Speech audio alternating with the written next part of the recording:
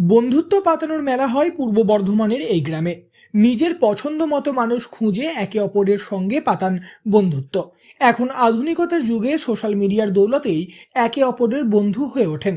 তবে বর্ধমানের এই গ্রামে বিয়ের মতো মালা পরিয়ে বন্ধুত্ব পাতানো হয়। এই মেলা বা উৎসব যেন বন্ধুত্ব পাতানোর উৎসব। নিজের পছন্দ মতো মানুষ খুঁজে তার সঙ্গে বন্ধুত্ব পাতান গ্রামের 8 থেকে 80 সকলেই। পছন্দের মানুষের গলায় মালা পরিয়ে সারা জীবন একে অপরের পাশে থাকার শপথ নেন, হয়ে ওঠেন একে অপরের বন্ধু। পূর্ব বর্ধমান জেলার খণ্ডঘোষ ব্লকের সরঙ্গা গ্রামে এই বিশেষ উৎসব পালিত হয়। স্থানীয়রা এই উৎসবকে বলেন শয়লা উৎসব, যে উৎসবে একে অপরের গলায় মালা পরিয়ে বন্ধুত্ব পাতিয়ে শপথ নেন, হাতে হাত রেখে প্রতিশ্রুতি দেন সুখে দুঃখে আনন্দে বিষাদে সব সময়ে একে অপরের পাশে থাকার। এটাই এই উৎসবের বিশেষ রীতি। এই প্রসঙ্গে সরঙ্গা গ্রামের প্রবীণ নাগরিক রামশঙ্কর দানা জানিয়েছেন,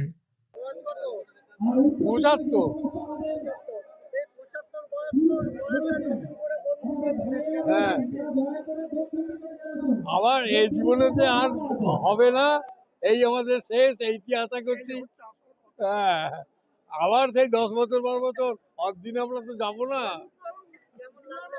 আমাদের খুব ভালো লাগছে তো, আমরা অনেক সহায়তা দেখেছি, এইরকম ভাব এই অনুষ্ঠান আমরা কোনোদিন দেখি নেই। পূর্ব বর্ধমান জেলার খণ্ডঘোষ থানার অন্তর্গত প্রত্যন্ত এবং বর্ধিষ্ণু গ্রাম সরঙ্গা। এখানে প্রত্যেক 12 বছর অন্তর শয়লা উৎসবের আয়োজন করা হয়। প্রস্তুতি শুরু হয় 1 মাস আগে থেকে। 1 মাস ধরে গ্রামের সমস্ত মন্দিরে গিয়ে পান সুপুরি দিয়ে দেবদেবীকে আমন্ত্রণ জানান গ্রামবাসীরা। মা মনসার পুজো হয়ে যাওয়ার পর শুরু হয় বন্ধুত্ব পাতানোর উৎসব। নিজের পছন্দ মতো মানুষ খুঁজে তার সঙ্গে বন্ধুত্ব পাতান গ্রামের 8 থেকে 80 সকলেই। পছন্দের সঙ্গীর গলায় মালা পরিয়ে ডালা বদল করে সারা জীবন একে অপরের পাশে থাকার শপথ নেন। এবারেও 12 বছর পর বন্ধুত্ব পাতানোর সেই উৎসব চলল সরঙ্গা গ্রামের শয়লার মাঠে।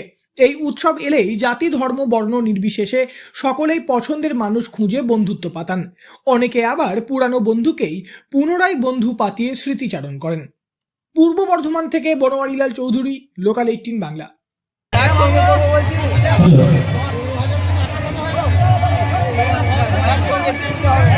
মহিলারা যারা রয়েছেন শান্তিনাথের গোটা আটচালাটা ফাঁকা, ওখানে উঠে যান। আপনারা রাস্তাটা ভিড় করবেন না, উঠে যান, ওখানে অনেক। যারা মালা বেরোচ্ছে মাঠে বেরোন, যারা বন্ধুত্ব স্থাপন করছেন তারা মাঠে করো, রাস্তাটা ছেড়ে দাও, রাস্তাটা ছেড়ে দাও, বারবার বলছি রাস্তাটা ছেড়ে দাও। অনেক মানুষ আসছে, যাতায়াত করতে অসুবিধা হচ্ছে। যারা ভলেন্টিয়ার আছে তারা একটু বিষয়টা দেখো, যারা